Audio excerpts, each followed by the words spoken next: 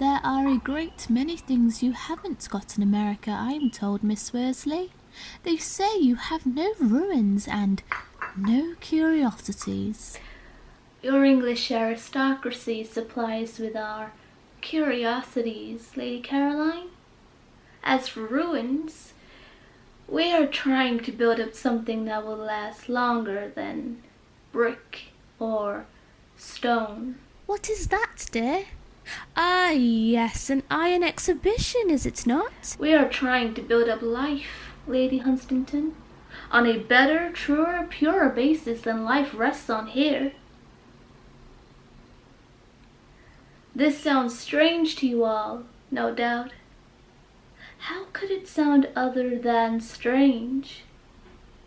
You rich people in England, you don't know how you're living. How could you know?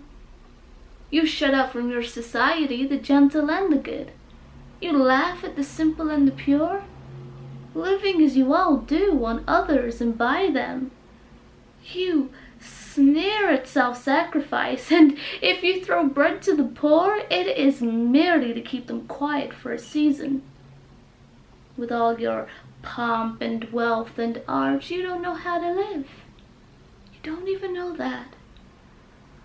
I mean, you love the beauty that you can see and touch and handle.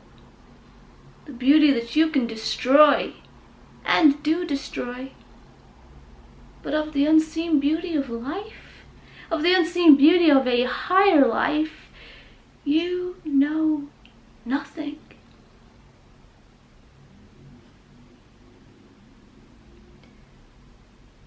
You have lost life's secret. Oh, your English society seems to me shallow, selfish, foolish.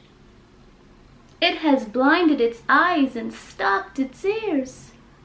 It lies like a leper in purple and sits like a dead thing smeared with gold. And it is all wrong. All wrong.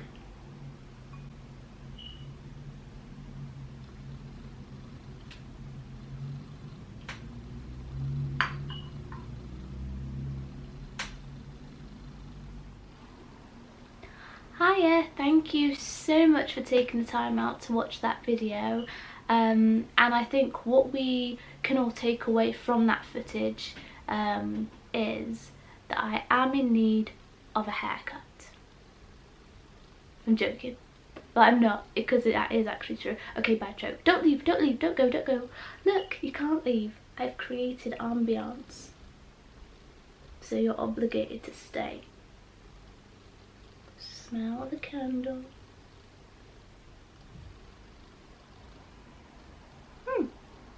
Ooh. Anyway, this is not the reason why I've jumped on camera to burn my nose with a candle. I just thought, even though that monologue pretty much says it all, I just couldn't leave without saying a bit more as to why I chose that monologue. Whilst I was trying to figure out what I want to do for my next video, I was like watching a lot of videos and I came across A Woman of No Importance, and I can actually remember learning it myself back in year 11, and Hester's monologue stood out to me then, like back then, a couple of years ago. I say a couple, it's like 8 years ago. And I fell in love with it when I read it the first time, but then someone brought it back to my attention and they'd actually described the play as being so ahead of its time and yet so relevant and critical to ours in present day. And I thought, oh my god, that is so true. So I stole it, and I'm going to pretend that I came up with that analogy because it's just so true. So if you want to know a bit about what this play is, I really highly recommend you go out or go online. I think you can get I think you can read it online, you don't even have to buy a copy, but it's basically set in like the Victorian era, and it's based around aristocracy, and this one main plot line can be centered around this character called Mrs. Arbuthnot, and she basically had a child out of wedlock. She never talks about the father of the child. Everyone assumes that she's a widow when she's not. And then she has a boy who then grows up and goes for job interviews and wants to look after his mother the way she's looked after him all his life. And he manages to get a job from this guy called Mr. Illingworth. But, oh my god, spoiler alert, Mr. Illingworth happens to be his biological father. And he finds out this gossip, and then he's kind of in two headspaces where it's a very good job and he doesn't know whether to take it and work for his father or remain loyal to his mother and not take it because she was a single parent. And where was his dad, eh? Off making millions, Rodders. He was off making millions somewhere without him and his mum. So that's basically what the play is about, and then around it you've got all these busybodies. And the character I play is called Hester, and she is an American who has come from America. But it's her first time in England, and she basically overhears some of these elderly women discussing and just gossiping about everybody else's business bar their own. And she kind of sets them straight and she tells them what they don't want to hear, but she doesn't care. She's kind of one of these American Puritans, meaning like she's a fanatic when it comes to her religion, and she has very high morals and high standards, and she's very passionate about her country, and she's very vocal about England. So yeah, and God, that was a great synopsis. I should be one of those people that just write blurbs for a living. Do you know what I mean, Jelly Bean? Oh, look, someone's at the door. I'm not answering that because I'm with you guys. Ambiance. Alright, I better go get that. I got it. It was my gran. So where was I? Why would anyone just leave me alone? I'm trying to talk to the world.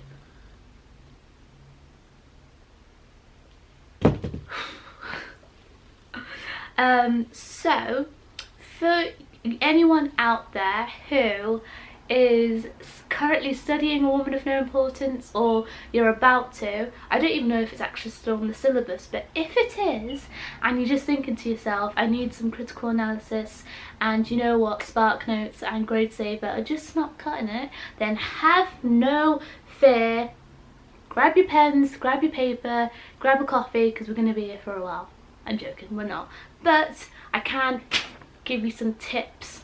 Just on the last chunk, she says alone, I've counted it, it's about 41 words, and oh my god, the subtext can go on for days.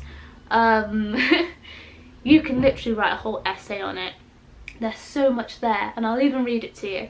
So it says, sorry, this is what I use for, you know, when it's my process of when rehearsing lines or studying for something.